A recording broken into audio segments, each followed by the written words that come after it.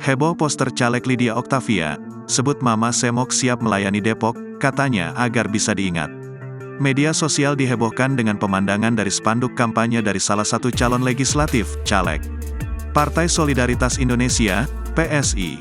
Poster dengan wajah caleg PSI bernama Lydia Octavia tampak terpampang dengan narasi yang mengundang sorotan dari publik. Poster di banner kampanye beredar di media sosial tersebut bertuliskan, Mama Semok siap melayani Depok.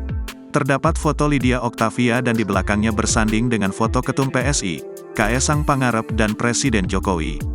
Di bagian bawah banner terpampang nama Lydia Octavia, caleg DPRD Kota Depok, Dapil Sukmajaya.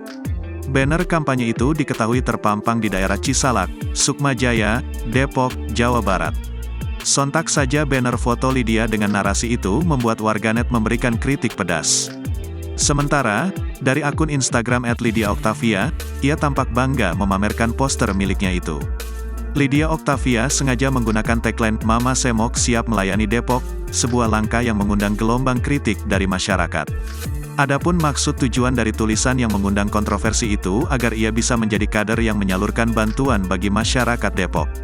Lydia pun meminta agar masyarakat tidak menganggap narasi poster kampanyenya itu sebagai hal yang negatif.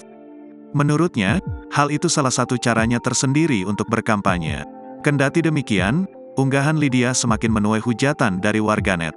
Banyak yang menilai cara berkampanye caleg PSI Depok ini sangat memalukan hingga merendahkan sesama wanita.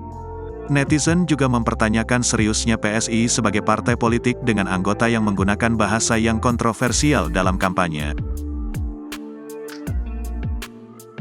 Download Tribun X sekarang, menghadirkan lokal menjadi Indonesia.